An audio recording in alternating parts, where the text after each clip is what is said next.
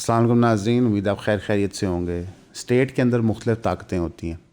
آہستہ آہستہ ہماری جو ایلیٹ ہے، ہماری ملٹری بیوروکریسی ہے، اس نے ہر چیز کیپچر کی ہے۔ جو ریاست کے آپ کہہ لیں پلرز ہوتے ہیں، وہ چاہے پارلیمنٹ ہو، چاہے جوڈیشری ہو، چاہے بیوروکریسی ہو، ویپنز تو پہلے ان کے پاس تھے تو وہ کیپچر کرنے کی ضرورت نہیں تھی۔ اور ساتھ ہی ساتھ پھر جو آپ کے نان اسٹیٹ پلرز ہوتے ہیں، جیسے میڈیا، اس کو کیپچر کیا۔ جو آپ کی لبرل ایلیٹ تھی ان کو گرانٹس ایوارڈز دے کے کیپچر کیا۔ جو آپ کے فرنج ریلیجس اسکالرس تھے یا ریلیجس پرسنالٹیز تھی ان کو کیپچر کیا۔ اب جو پیچھے ایک بڑی قوت رہ گئی تھی وہ علماء تھے۔ پچھلے ایک سال سے مسلسل ہم دیکھ رہے تھے کہ علماء میجر کرٹیکل ایشوز پہ جو انٹرنل اور ایکسٹرنل مسلمانوں کے تھے، یعنی کہ اوور آل امت کے اور جو مسلمان پاکستان میں رہتے ہیں، ان پہ خاموشی اختیار کر کے بیٹھے ہوئے تھے۔ ہاں، کبھی کبھار اپنی چندہ بک یعنی مدرسے کے لیے وہ شور مچانے سپریم کورٹ ضرور پہنچ جاتے تھے، لیکن اس کے علاوہ زیادہ تر خاموشی رہتے تھے۔ فلسطین کے معاملے میں ہم نے دیکھا کہ جو ان کی پرفارمنس اور رویہ تھا بڑے پیمانے پہ، وہ انتہائی، لفظ جو میں استعمال کرنا چاہ رہا ہوں میں نہیں کروں گا کز مناسب نہیں ہوگا، لیکن ہم سب کو افسوس ہوا تھا وہ رویہ دیکھ کے۔ انفیکٹ پوری کی پوری ریاست پاکستان کا جو رویہ تھا اس میں بڑا افسوس ہوا تھا دیکھ کے، جب بتایا گیا ہمیں بار بار کہ جناب ریاست پاکستان نے بہت بڑا سیز فائر نیگوشیٹ کیا ہے، جو اب ہر اسکالر دنیا بھر میں کہتا ہے کوئی سیز فائر نہیں ہے، قتل عام وہاں پہ ابھی بھی جاری ہے اور جینوسائڈ اپارتھائڈ اسٹیٹ ابھی بھی جاری ہے۔ تو اس کے بعد باقاعدہ لوگوں کو یہاں چپ کرایا گیا تھا، شٹ اپ کال دی گئی تھی، پارٹیوں نے اپنے لوگوں کو نکال دیا تھا یا انہوں نے استعفیٰ دے دیا تھا، وی ڈونٹ نو، لیکن اوور آل ہماری پرفارمنس بہت بری تھی۔ پھر ایک ایسا وقوع ہوا پاکستان کے، جس کے بعد ہم نے کہا تھا یار اب تو علماء بولیں گے۔ دیکھیں، جب سیاستدان، سیاسی پارٹیوں کے ورکر شہید کیے جاتے ہیں تو اس پہ عموماً علماء خاموشی اختیار کرتے ہیں، بیکاز علماء کے دماغ میں وہ ایک اور کلاس ہوتے ہیں، ان کے فالوورز ایک اور کلاس ہوتے ہیں، وہ اس چیز میں زیادہ بحث میں پڑھتے نہیں۔ اور یہ بات کمپلیٹلی سچ نہیں ہے، بٹ ٹو سم ڈگری سچ ہے۔ لیکن جب ایک جماعت جس کو بنایا گیا تھا اس سوچ اور فلسفے پہ کہ انہوں نے نبی محمد صلی اللہ علیہ وسلم کی عزت کو پروٹیکٹ کرنا ہے، انہوں نے قرآن کی سینکٹیٹی کو پروٹیکٹ کرنا ہے، اور سارے علماء نے ان کی پاپولیرٹی کی رائز میں پورا کردار ادا کیا۔ میجورٹی علماء نے، ایکچولی سارے غلط بیانی ہو جائے گی، میجورٹی علماء نے۔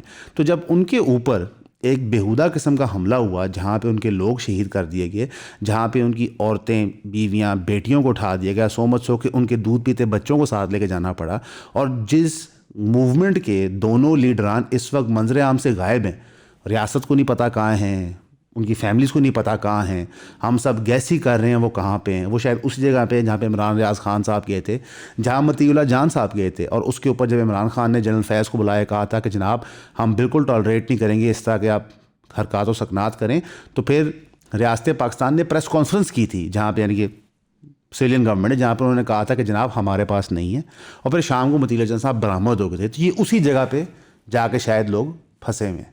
ہم بات کریں جو ٹی ایل پی پہ حملہ ہوئی تھی، مرید کے پہ حملہ ہوا تھا، جہاں پہ لوگوں کا قتل عام ہوا تھا۔ ریاست پاکستان قتل عام پچھلے 2-2.5 سال سے تو کر رہی ہے، لیکن میں یہ بھی بتانا چاہوں گا کہ ہمارے بلوچستان میں جتنے بہن بھائی شہید ہوتے ہیں، غائب ہوتے ہیں، ہمارے علماء اس پہ نہیں بولتے۔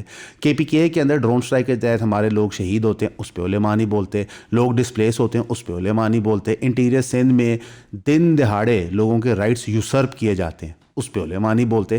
اسلام آباد میں اب تو کورٹ نے معافی نامہ جاری بھی کر دیا، جو اسلام آباد کے ہائی کورٹ کے جج کے انڈر ایج بیٹے نے 2 ہماری قوم کی بیٹیوں کو شہید کیا، علماء اس پہ نہیں بولتے۔ لیکن علماء اسپیشلی اکٹھے ہو کے 10 تاریخ کو کس چیز سے بات کرتے ہیں؟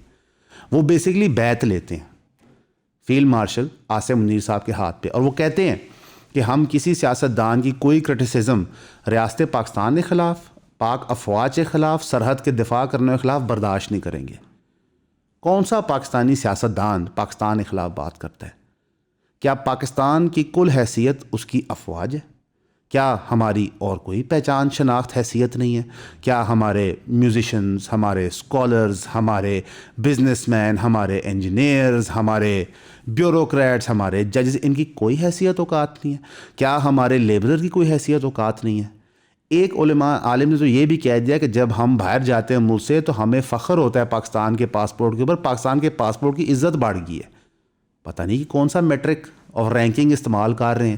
دنیا بھر میں ہمارا پاسپورٹ کی پاور انڈیکس گری جا رہی ہے، جگہ جگہ سے ہمارے بندے ڈپورٹ ہو رہے ہیں، ملکوں نے ویزے ہمارے بند کیے ہوئے ہیں۔ اوورسیز پاکستانی سے بات کرو جو فرسٹ جنریشن لیبر کلاس گئی ہوئی ہے، ورکنگ کلاس گئی ہوئی ہے، وہ ڈسکرمنیٹ ہو رہے ہیں۔ لیکن یہ ساری باتیں انہوں نے بڑے جوش ولولے بڑی بڑی تقریروں میں کی، کس چیز کے لیے؟ کس کی خوشنودی کے لیے؟ میرے نزدیک 10 तारीख को ताज पोशी हुई थी, ओपन डिक्लेरेशन थी सारे उलेमा क्लास की तरफ से कि जनाबे वाला जो मुल्क में हो रहा है बिल्कुल ठीक हो रहा है और यही सिस्टम चलना चाहिए। और ये सारे वही मौलवी हैं, वही आलिम हैं जो इमरान खान की बारी भी ये बयानात देते थे और उससे पहले भी ये बयानात देते रहे। इसमें कुछ नया नहीं था, बल्कि पूरी इस्लामी तारीख़ में आपको ऐसे लोग मिलेंगे जो हाकिम वक्त को सिर्फ़ और सिर्फ उसकी खुशनुदी के लिए बयान दे देते हैं। कोई ग्राउंड रियलिटी से रिलेशन ही नहीं है। और सबसे ज़्यादा अफसोस की बात क्या है कि जिन लोगों ने हमें मॉरल लर्निंग देनी है, उन्होंने बताना है ज़िंदगी कैसे जीते हैं शरीयत के मुताबिक, वो ये ही नहीं देख रहे कि हमारे मुल्क में पूरे के पूरे कॉन्स्टिट्यूशन की खिलाफ वर्जी हो रही है। मुल्क में जमहूरियत है ख़त्म। या तो सारी उलेमा काउंसिल सामने आए कह दे कि जनाब जमहूरियत कुफर है। वैसे अटैम्प्ट उन्होंने ये भी की थी as a project of deep state, लेकिन जब वो चला नहीं जाता फिर उन्होंने अबैंडन कर दिया था। लेकिन हमें ज़ियाउल हक 2.0 का वर्जन अब नज़र आ रहा है कि जनाब जितने भी पावर स्ट्रक्चर्स हैं मुल्क में उनको कैप्चर करो। अयूब खान साहब के टाइम में जितने पावर स्ट्रक्चर्स थे उन्होंने जो गवर्नमेंट स्ट्रक्चर्स थे वो तो कैप्चर किए, लेकिन उस ज़माने में उलेमा क्लास, लेफ़्ट इकोनॉमिस्ट के मानने वाले और फातिमा जिन्ना वो सब इकट्ठे हो गए थे खड़े होने के लिए आमिर के खिलाफ। लेकिन ज़ियाउल हक की बारी हमने देखा कि मिलिट्री ने अपनी स्ट्रेटजी चेंज की, उन्होंने उलेमा क्लास को ऑन बोर्ड किया। ये इनफैक्ट कंटिन्यूएशन थी 1971 से, जब उलेमा क्लास को यकीन दिलाया गया था कि जनाब जो बगावत हो रही है ईस्ट पाकिस्तान के अंदर वो तो कुफर है, वो तो मुल्क के ख़िलाफ़ बहुत बड़ी साजिश है, तो आपको उसके लिए खड़ा होना पड़ेगा। उसके बाद बड़े मशहूर ब्रिगेड्स बने थे जिसके अंदर हमारी एक बहुत प्यारी जमात है, जमात इस्लामी, जिसने फुली पार्टिसिपेट किया था। बहरहाल वो कहते हैं तब हमारा नाम कुछ और था, अब हमारा नाम कुछ और है, पर ये कहानी शरीफों में देते हैं। लेकिन रियलिटी ये है कि जो हमारी उलेमा क्लास का कैप्चर हुआ था उस टाइम में और फिर वो कंटिन्यूड रहा, वो हमने देखा। वक्तन फ़वक्तन कोई इस कैप्चर को रजिस्ट करता रहता था, लेकिन बड़े पैमाने पे कुछ हो नहीं सकता। हालांकि ये वही उलेमा हैं, स्पेशली जो देवबंद मकतब फ़िक्र को रिप्रेजेंट कर रहे थे, जिनके सुप्रीम ओवरलॉर्ड यानी कि मुफ्ती आज़म प्लेनेट अर्थ मुफ्ती तकी उस्मानी साहब ने फतवा दिया कि ताउम्र इम्यूनिटी होती ही कुछ नहीं है। लेकिन एक आलिम ने वहाँ पे ये बात नहीं की कि हजूर सारी बातें ठीक हैं, हम बैत भी करते हैं, लेकिन आपकी ताउम्र इम्यूनिटी नहीं हो सकती, क्योंकि ना हज़रत अबू बकर की थी, ना हज़रत उमर की थी, ना हज़रत उस्मान थी, ना हज़रत अली की थी, तो आप ही कैसे हो सकती है। लेकिन उन्होंने ये चीज़ नहीं की। और ये भी by the way Islamic history में कोई नई बात नहीं है। हमारे जितने बादशाहत रहे हैं उनकी शान में कलाबे उलेमा ने पढ़ते रहे, बल्कि औरंगज़ेब के तो वो आज भी पढ़ते हैं जब वो फतावा आलमगीरी की बात करते हैं जी। मैं पर्सनली समझता हूँ कि अगर शेरशाह सूरी ज़िंदा रहता तो पूरी मुग़ल नस्ल ही बर्बाद हो जानी थी, ये सारे एम्परर नहीं रहने थे। तो खिलाफत और मलूकियत का फ़ल्क जो मौलाना मादूदी ने हमें किताब के ज़रिए समझाने की कोशिश की थी, ना वो उनकी जमात समझ पाई, ना वो मेजॉरिटी उलेमा समझ पाए। हर किसी ने कहा भाई दुनिया के अंदर अपना सिस्टम सर्किट चलाओ, बाकी सब देखी जाएगी। बंदे मरते हैं मरें, लोग डूबते हैं डूबे। इतना बड़ा एलिगेशन ईमान मज़ारी और हादिल चट्टान लगाया कि एक ब्लास्फेमी गैंग है जो ऑपरेट कर रहा है पाकिस्तान में, जो लोगों को इंट्रैप कर रहा है। एक आलिम नहीं खड़ा हुआ ये कहने के लिए हमारे सीने खोलें, हम इन्वेस्टिगेशन कराते हैं। ये कैसे हो सकता है कि पाकिस्तान जो कायम इस बात पे हुआ कि ला इलाहा इल्लल्लाह मुहम्मद रसूलुल्लाह, जिसकी फ़ौज मुस्लिम उम्मत की फ़ौज है, जिसकी इकॉनमी मुस्लिम उम्मत की इकॉनमी है, जिसके लोग हर मुस्लिम जिहाद में शामिल होते हैं, उस मुल्क में एक गैंग है जो लोगों को इंट्रैप कर रहा है। तो हमारी उलेमा क्लास ने एक दफ़ारा फिर हमें लेट डाउन किया। मिलिट्री ब्यूरोक्रेसी यही एक्सपेक्टेड है, पॉलिटिशियन से भी ये एक्सपेक्टेड है। जो नूरे नज़र होता है उस वक्त वो तो बताता है चीफ ऑफ आर्मी साहब हमारा बाप है, कौम का बाप है, वो बताता है कि CDF की इतनी ज़रूरत क्यों है। ये हमारे लिए कोई नई चीज़ नहीं है। लेकिन जो लोग कुरान हदीस की किताबें सीरत नबी पढ़ते हैं, पढ़ाते हैं, फतवे देते हैं और समझाते हैं, वो ये बातें करें तो फिर इंसान सोचने को दो चीज़ें मजबूर होता है। या इस्लाम का बुनियादी मकसद और फ़लसफ़ा मुझे बज़ाते ख़ुद या पूरी मुस्लिम रियासतों को उम्मतों को समझ नहीं आया और सिर्फ इनको समझ आ गया, या दूसरा दाल में कुछ काला है। सबसे पहले तो मैं जज करना चाहूंगा कि हमें किंग चार्ल्स की बर्थडे पे क्यों नहीं बुलाया गया यार। नहीं, अगर आप सवाल का जवाब नहीं दे रहे और आप किसी रेंट पे जाने हैं तो नहीं, पहले आप सवाल का जवाब, आपको क्यों नहीं बुलाया गया? आप गुलाम अगर हम अपनी ट्रैजेक्टरी एथसन वाली बरकरार रखते ना, इन दैट के मैं सिटी देता और हम जाते वो आप ओबी ले लेते, ओबी बहुत आगे उस ट्रैक पे जाते तो मैं भी अच्छा बात कान में कहता मेरी मतलब भाई बात सुनिएगा, वैसे उस पूरी वीडियो में असद अली तूर इतना आउट ऑफ प्लेस लग रहा है ना. 2 लव बर्ड्स की जोड़ी आई है, सिर्फ 2.5 लाख में सौदा कर रहा है. वैसे मैं मजाक कर रहा हूँ, like the fact that he has hobbies and all of this, and वो बड़ा प्रिंसिपल्ड है. पूरी वीडियो देखने के लिए हमारी वेबसाइट पे जाएं eonpodcast.com पे और मैट्रिक्स की सब्सक्रिप्शन ले लें. सिर्फ 3,000 रुपए की बात है. सी यू देयर इंशाल्लाह. मेरी अपनी ज़ाती राय और असेसमेंट है कि जब इंजीनियर मोहम्मद अली मिर्ज़ा को एक झूठे मुकदमे में अंदर किया तो ये सारे इकट्ठे होकर ये कहने को हिम्मत नहीं रखते कि जनाब हमसे गलत हो गया.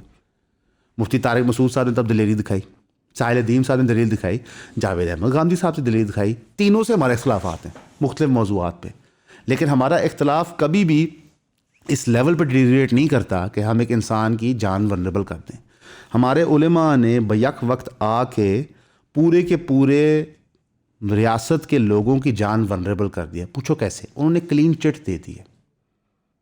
आपको लगता है रिलीजियस मोटिवेशन कोई चीज़ नहीं होती? रिलीजियस मोटिवेशन या किसी भी फ़िलासफ़ी की मोटिवेशन बहुत सारी चीज़ों की जस्टिफिकेशन बन जाती है. लेनिन अपने मार्क्सिस्ट अज़ाइम को पूरे करने के लिए पूरी की पूरी रशिया के लोगों को दाव पे लगाता है. स्टालिन भी ये करता है, माओ भी ये करता है, कत्ले आम होता है. वेस्टर्न एजेंसी अपने पैराडाइम को प्रमोट करने के लिए दुनिया भर में जंगें करती है, लाखों लोगों का कत्ले आम करती है. तो हमने एक क्लीन चिट दे दी है एक ऐसे सिस्टम को जिसके अंदर किसी भी किस्म की अकाउंटेबिलिटी नहीं है. कोई जज बात नहीं कर सकता. अभी जनरल फैज़ हमीद को सज़ा हुई है. अव्वल तो मेरा ख्याल 14 साल सज़ा कम हुई, उनको सज़ाए मौत होनी चाहिए थी.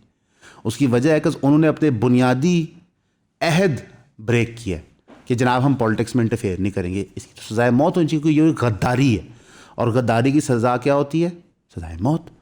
वो हमने लेकिन 14 साल सज़ा कर दी और कहा कि जनाब लैंडमार्क केस है, अकाउंटेबिलिटी होगी. लेकिन ये कैसे हो सकता है कि DGI या इतना बड़ा जनरल जो कोर कमांडर पेशावर भी लाए, उसके चीफ को पता ही नहीं है? नेगलिजेंस के तहत सज़ा हो जानी चाहिए बाजवा साहब को. बल्कि फैसल वाडा साहब ने तो ये भी कह दिया कि जनाब असल में बाजवा साहब का कोई कसूर नहीं है, वो थोड़े से बेवकूफ़ हैं. सर आप चीफ ऑफ आर्मी स्टाफ थे, आप बेवकूफ़ होना अफोर्ड ही नहीं कर सकते. आप पहली डिफेंस की लाइन है हमारी और दुश्मन के सामने. This is a criminal negligence जो हुई है, तो जनाब उनको भी सज़ा दें और उन सारे सियासतदानों को दे जिनको फैसिलिटेट किया. हामिद मीर साहब ने हमें बताया कि इस तरह जनरल फैज़ हमीद ने फैसिलिटेट किया नवाज शरीफ साहब के बेटे को मुल्क से फ़रार होने में. बाजवा साहब ने फैसिलिटेट किया नवाज शरीफ साहब को मुल्क से बाहर जाने में प्लेटलेट काउंट्स के मामले पे. तो ये पॉलिटिकल इंटरफेरेंस है, लेकिन इसकी सज़ा नहीं होगी. इसलिए ये लैंडमार्क केस नहीं है, ये वही केस है जो हमारे मुल्क में होता रहे कि किसी को बली का बकरा बनाओ और उससे फ़ायदा निकालो. अब सारे पंडित प्रो स्टेट टाउट क्या कह रहे हैं कि जनाब जनरल फैज़ बयान दे देंगे इमरान खान के खिलाफ, तो क्या हो जाएगा? क्या आप रिज़ल्ट निकाल लेंगे? लेट से जनरल फैज़ बयान दे देते हैं और कहते हैं इमरान खान ने 9 में ही कराया, तो क्या हो जाएगा? सज़ाए मौत दे देंगे, फिर क्या हो जाएगा? 40 साल बाद आपको फिर डिसीजन रिवर्स करना पड़ेगा. ये तो हमारी औकात हैसियत रह गई है. हर बंदा कहता है मेरा वक्त टपाओ, बाकी मुल्क का जो होता है बाहर में जाए. जुल्फ़िकार अली भुट्टो की गलत सज़ाए मौत के जो कॉन्सिक्वेंसेस हैं वो हमें आज प्रेसिडेंट ऑफ पाकिस्तान की शक्ल में नज़र आते हैं कि एक जमात जिसका अगला इलेक्शन कराया जाता तो शायद वो ना जीतती, आज वो पूरे सूबे को कैप्चर करके बैठी हुई है. इमरान खान साहब 2022 में अदम एतमाद से पहले पॉपुलैरिटी लूज़ कर रहे थे. हम किसी प्रोसेस को चलने ही नहीं देते कि उसके आउटकम निकल सकें, जिसकी वजह से हम आज इस स्टेज पे बैठे हुए हैं कि हर सियासी जमात एक कल्ट ऑफ पर्सनैलिटी पे ऑपरेट करके हमारे पे नाफज हुई हुई है. जो लोग कहते हैं कि जी इमरान खान का कल्ट ऑफ पर्सनैलिटी यूनिक है, वो आपसे झूठ बोलते हैं. इमरान खान की cult of personality, Sharif family की cult of personality, Bhutto family की कल्ट ऑफ पर्सनैलिटी, मौलाना फजल रहमान ने कल्ट ऑफ पर्सनैलिटी, वली खान ने कल्ट ऑफ पर्सनैलिटी, किसी और जमात माँ सवाए जमात इस्लामी वो कल्ट ऑफ पर्सनैलिटी भी खड़े हैं. MQM की कोई हैसियत नहीं अल्ताफ़ हुसैन के बगैर. अल्ताफ़ हुसैन ने कल्ट पे वो खड़े हुए हैं. अल्ताफ़ हुसैन लंदन से बैठ के आज भी कहता है 48 घंटे दें तो मैं आपको दिखाता हूँ मेरी सिंध में सपोर्ट है कि नहीं है, और है उसकी सपोर्ट, आप जो मर्ज़ी करें. तो रियलिटी ये है कि हम ये बुर्ज खड़े करते हैं, फिर इनमें ना 19-20 का फ़र्क ढूंढते हैं कि ये सिंधी बिरयानी है या पंजाबी बिरयानी है या हैदराबादी बिरयानी. भाई चावल हैं, कोई मीट है उसके अंदर और शायद आलू हैं. ये तफरीक है हमारी, इससे ज़्यादा हम सोच ही नहीं सकते. और फील्ड मार्शल आसिम मुनीर साहब, शहबाज शरीफ साहब जो बातें कर रहे हैं, ये को पहली दफ़ा पाकिस्तान में हुई हैं कि पाक अफवाज पे हमला, मुल्क पे हमला. ये तो हम बचपन से सुन रहे हैं भाई. مشرف صاحب نے بھی یہ کہا تھا, رحیل شریف صاحب نے بھی یہ کہا, کیانی صاحب نے کہا, باجوہ صاحب نے بھی یہ کہا, ضیاء الحق صاحب نے بھی یہ کہا, ایوب خان صاحب نے بھی کہا, یحییٰ خان صاحب نے بھی یہ کہا. کون سی نئی بات ہے؟ اور یہ بات تو اس سے بھی زیادہ ہم سوچتے ہیں کہ جناب ملک بالکل ٹیک آف پوزیشن میں ہے, کیونکہ کریکٹ سیاست دان میدان میں آ گئے ہیں. صرف ایک پرابلم رہ گئی ہے, اس پرابلم کا نام چینج ہوتا رہتا ہے. بھٹو صاحب نے کہا بلوچستان کی انسرجنسی پرابلم میں اکنامک ٹیک آف کے لیے ہم یہاں آپریشن کریں گے. ہر چیف نے پچھلے 4 چیفs میں سے کہا کہ یہ ٹیررزم جو ہے یہ پرابلم ہے, ہم اس کے خلاف آپریشن کریں گے. ہم پرابلم آئیڈینٹیفائی کر کے سالو نہیں کر پاتے کبھی. یہ ایک میریکل ہوتا ہے ہمارے ملک میں. بلوچستان کی کلات کے بعد آج تک ہم پرابلم سالو نہیں کر پائے. واحد جو آپ کہہ لیں ٹائم فریم تھا نا پیس کا, وہ تھا جب ضیاء الحق نے وہاں پہ پیس ڈیل کی ہوئی تھی. کے پی کے اندر جو فاٹا والا ریجن ہے اور پھر سبسیکوئنٹلی سوات والا ریجن ہے جہاں پہ دہشت گردی بہت زیادہ بڑی ہوئی ہے, وہاں بھی ہم پرابلم سالو نہیں کر پائے. ماس ہے اس ٹائم پہ جب عمران خان دور میں باجوہ ڈاکٹرن کے تحت وہاں پہ پیس ڈیل ہوئی تھی. تو ہم چاہتے کیا ہیں؟ اس پوری کانفرنس کے اندر ایک بات chief of army staff field marshal Asim Munir صاحب نے کہی تھی کہ جناب only the state can declare جہاد. اور میں اس بات سے اتفاق کرتا ہوں. اگر اسٹیٹ جو ہے وہ شرعی اصولوں پہ چلے. آپ کہیں گے شرعی اصول کیا ہوتے ہیں؟ شرعی اصول ایک بیسک میں آپ کو بتا دوں کیا ہوتا ہے کہ جو land of the law declared ہے, انلیس اس کا کوئی قانون الٹرا وائز ہے to the Quran and Sunnah, تو آپ اس کو فالو کریں. کیا اس ملک میں کبھی فیئر الیکشن ہوا ہے؟ ایک بتا دیں. 24 چھوڑ دیں, ایک بتا دیں فیئر الیکشن ہوا ہے. کیا اس ملک میں پارلیمنٹ میں کبھی بحث ہوئی ہے کسی بل کے اوپر؟ کیا اس ملک میں جو ہمارے سپریم کورٹ ہے وہ کبھی نان پولیٹیسائزڈ ہوا ہے؟ کیا اس ملک میں جو بیوروکریٹس ہیں وہ سیاستدان ڈیپ اسٹیٹ کی سروس کے لیے یا عوام کی سروس کے لیے؟ تو اس ملک میں ایک ڈھانچہ ضرور موجود ہے اسلامک ریاست کا, لیکن وہ ہے کھوکھلا. اس ملک میں شراب کا لائسنس بکتا ہے ہوٹلز کو.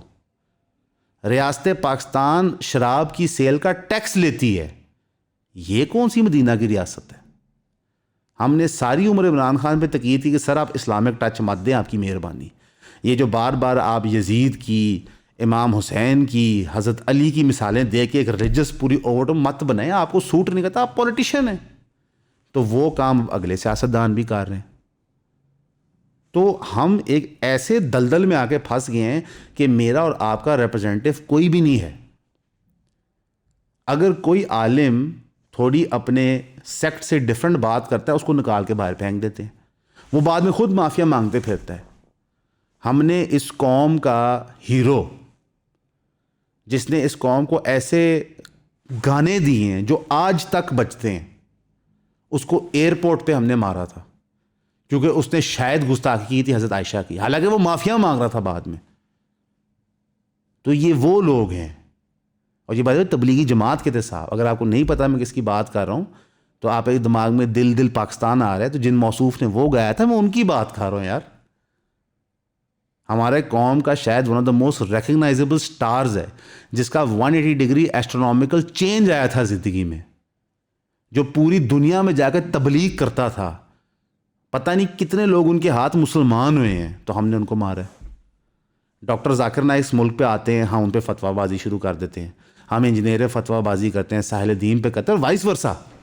ایک جو ہماری اہل حدیث کا کونسل ہے, انہوں نے جا کے وہاں فرمایا کہ جناب ہم کام کریں گے امت کی یونٹی کے لیے. آپ کیا کام کریں گے امت کی یونٹی کا؟ آج بھی لاہور شہر میں بریلوی مسجدوں میں کوئی ایسا بندہ جو رفع دین کرتا ہے تو وہ مسجدیں دھوئی جاتی ہیں بعد میں. پنڈوں کی بات نہیں کر رہا میں, لاہور شہر کی بات کر رہا ہوں یار. تو یہ تو سب کچھ انجینئر ایکسپوز کر چکا ہے. تو یہ کون سے اتحاد کی آپ بات کر رہے ہیں؟ یہ وہ اتحاد ہے جو ڈر کے زور پہ بنا ہے, اور 2 قسم کے اس میں ڈر انوالو تھے. ہم نے سسٹمیٹلی دیکھا کہ ریاست پاکستان نے باقاعدہ ڈنگ نکالا ہے دیوبند جماعتوں میں سے, ڈنگ نکالا ہے بریلوی جماعتوں میں سے. اہل حدیث تو ویسے ہی دیکھ کے بیچارے بیٹھ جاتے ہیں, تھوڑے سے تو وہ ہیں. اور دوسرا منی. پورا کا پورا نظام ریاست پاکستان ٹیک اوور کر کے باقاعدہ پنجاب میں تو اب تنخواہیں دے رہی ہے.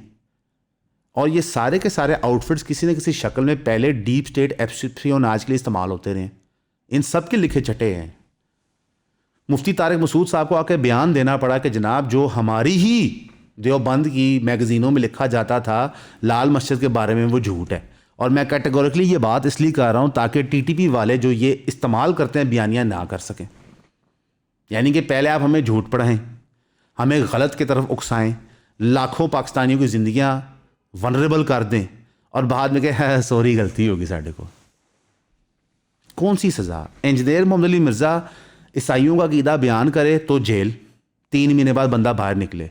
مفتی طارق مسعود اتنا بڑا admission of false propaganda against the state of Pakistan کریں تو اس کی سزا سوری. یعنی کہ ریاست پاکستان نے کہا کہ اگر آپ ہماری لائن ٹو کرو گے تو آپ 2 بچیاں شہید کر دو, نو پرابلم. آپ ملک کو جھوٹا پروپیگنڈا دے دو, نو پرابلم. آپ پورے کے پورے ملک کے اندر فائنینشیل فراڈ ایپلیکیشنز بیچو, نو پرابلم. بس ہمارا پروپیگنڈا کر دو. یہ سب کچھ کس چیز کی نشانی ہے دوستو؟ یہ اس چیز کی نشانی ہے کہ ریاست کے پاس کچھ بیچنے کو راہ نہیں ہے. بیانیہ کوئی نہیں ہے, نہ جمہوریت کا بیانیہ ہے, نہ عدل کا بیانیہ ہے, نہ ہی گلوبل سپر پاور بننے کا بیانیہ ہے, نہ ہی اکنامک ٹرن اراؤنڈ کا بیانیہ ہے. They are grasping at straws. انہوں نے عمران خان کو اہم ہی جن بنایا ہے. ایک بندہ جو کرکٹر تھا بہت اچھا, فلینتھرپسٹ تھا بہت اچھا, اس کو اتنا بڑا سیاسی جن آپ نے بنا دیا. ذوالفقار علی بھٹو کراچی کا پلے بوائے تھا, ایلیٹ آف دی ایلیٹ تھا. اس نے سوشلزم کا جھوٹ بیچا, پہلے احمدیوں کو اس نے دھوکہ دیا, پھر لیفٹسٹ کو دھوکہ دیا, پھر اسٹیبلشمنٹ کے ساتھ ملا, پھر اسٹیبلشمنٹ دھوکہ, اس کو ہیرو بنا دیا کہ وہ جمہوریت کے ہیرو ہیں. ایک آٹوکریٹک انسان جس نے باقاعدہ ایک پرسنل سیکیورٹی فورس بنائی تھی ظلم کرنے کے لیے, جس کے بیٹے شاید پہلے پولیٹیکل ٹیررسٹ تھے اس ملک میں, اس کو ہیرو بنایا ہوا ہے. بلاول بھٹو از دا لیڈر آف دا فیوچر. ایک بندہ جو اردو نہیں بول سکتا, جو لوگوں سے کمیونیکیٹ نہیں کر سکتا, جس کا بیچارے کا اتنا وزن گر گیا پریشانی سے کہ بال بھی ختم ہو رہے ہیں اس کے. یا مریم نواز صاحبہ, یار these are all elites. Khan صاحب میں تھوڑا سا فرق یہ تھا کہ وہ چارپائی پہ لیٹ جاتے تھے, آپ کو نظر آتا تھا, وہ کرکٹ کھیلتے آپ کو نظر آتے تھے, لیکن ہیں وہ بھی ایلیٹ یار. ایچسن کالج گئے تھے, وہ کو بھاؤ ملے کے اسکول نہیں گئے تھے, ایچسن کالج گئے تھے, زمان پارک میں رہتے تھے یار. ان کے پیچھے زمینیں ہیں, ایلیٹ میں وہ گھومتے پھرتے تھے. جمائمہ گولڈ سمتھ ان کو خدا نہ خواستہ کوئی اپنے اچھرے کے میلے میں نہیں ملی تھی. تو کیا پورے 25 کروڑ پاکستانیوں میں کوئی بھی نہیں ہے؟ میں بتاتا ہوں 25 کروڑ پاکستانیوں میں کوئی آگے آ کیوں نہیں سکتا. سیاست میں انٹری لیتی ہے پیسے سے یا تعلق سے, وہ کہاں سے آئے گا آپ کا میرا؟ تو ریاست پاکستان نے اتنا سکویز کیا پولیٹیکل سفیر کو کہ صرف ایلیٹ آگے آ سکے, کیونکہ ایلیٹ کو کنٹرول کرنا آسان تھا, ان کے پاس لوز کرنے کو کچھ ہے. میاں منشا ہے سم تھنگ ٹو لوز. وہ جو 2 بچیاں شہید ہوئی ہیں نا, اس کے باپ نے یہ سوچا اسلام آباد میں کہ حضور میری بیٹی گئی, دوسری جگہ میری بیٹی گئی, اس سے پہلے کہ یہ طاقتور لوگ ہمارے اور نقصان پہنچائیں, معافی تلافی کر لو. اور پھر علماء کو یہ ہمت ہوتی ہے کہ وہ یہ بات کریں کہ ہمارے پاسپورٹ کی عزت بڑھ گئی ہے.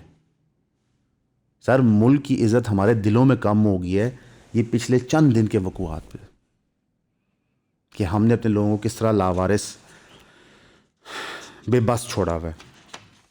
تو کریں یار جو آپ کا دل چاہتا ہے. طلال چوہی صاحب کہتے ہیں جناب ہم پالیٹکس ختم کر دیں گے ان لوگوں کی جو ریڈ لائن کراس کریں گے, اور ریڈ لائن وہ ہے جو ہم ڈیسائیڈ کریں گے. ٹھیک کریں, کیا فرق پڑتا ہے یار. عمران خان ویسے ہی بوڑھا آدمی, اس نے فوت ہو جانا ہے. ہم تو آپ کے غلام بیٹھے ہیں نا. میں 33 سال کا ہوں, اس کمرے میں جتنے لوگ ہیں میرے جتنے میرے چھوٹے, ہم تو آپ کے پاس کم سے کم 30 سال اور غلام ہیں. میری بیٹی 5 سال کی ہے, اللہ اس کو لمبی زندگی دے, تو وہ تو 55-60 سال آپ کی غلامی ابھی کرے گی. میرا بیٹا بھی ہے, وہ بھی آپ کی غلامی کرے گا. تو انجینئر محمد علی مرزا نے فرمایا تھا کہ جی آپ غلام ابن غلام ہیں, اور اب ریاست پاکستان کے یہ پروف کرنے پہ تلی ہوئی ہے کہ آپ غلام. ایف بی آر جنہوں نے غلاموں کی جیبوں سے پیسے نکالنے ہوتے ہیں اور ایلیٹ کو دینے ہوتے ہیں کہ یہ پیسے استعمال کر لو اپنے آپ کو اور امیر کرنے کے لیے, وہ کہہ رہی ہے پرائم منسٹر کو کہ ہم 560 بلین کے ریونیو شارٹ فال میں ہوں گے اس کوارٹر میں. یعنی کہ وہ اپنا ٹارگٹ دیتے ہیں پھر ان سے اچیو نہیں ہوتا.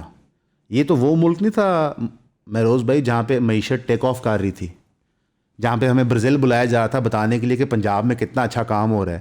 ابھی ایک خبر پیش کی گئی ہے بائی دی وے آپ سب کو, اور خبر دیکھیں کیسے پیش کی گئی ہے, کہ پنجاب میں اتنا اعلیٰ کام ہوا ہے کہ برمنگھم ریکویسٹ کر رہا ہے کہ جناب آپ آگے ادھر مشورہ دے دیں.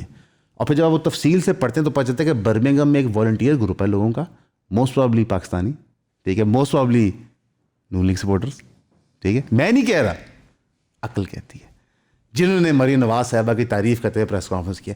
یہ اسی طرح ہے کہ جو پی ٹی آئی میں لنڈن میں جو لڑکا ہے وہ ایک کلب بنائے اور کہے جو کے پی کے اندر فلاں صوبے کے اندر چیز, فلاں شہر کے اندر چیز ہو رہی ہے وہ بہت اچھی ہے, لہٰذا لنڈن کے لوگ آپ کو ویلکم کرتے ہیں.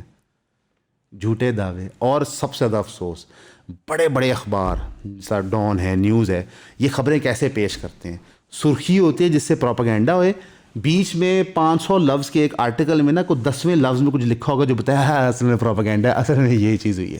کچھ شرم کریں. آپ کو پیسے چاہیے, میرے پاس 1000 روپے میں آپ کو دے دیا کروں گا, ٹھیک ہے.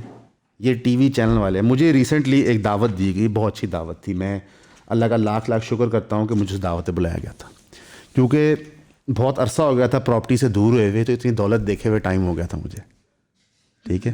تو ماشاءاللہ بہت خوبصورت جگہ تھی, بہت اچھا کھانا تھا. وہاں پہ کچھ امیر لوگ جو نور نظر ہیں پورے سسٹم کے پچھلے 70-75 سالوں سے, انہوں نے بٹھا کے صحافیوں کو بریف کیا, جس میں بڑے بڑے نامور صحافی تھے, بلکہ نیچے سے محبت کرنے والے بھی تھے, جہاں پہ ہمیں بتایا گیا کہ جناب ملک میں شاید صوبے زیادہ بننے چاہیے.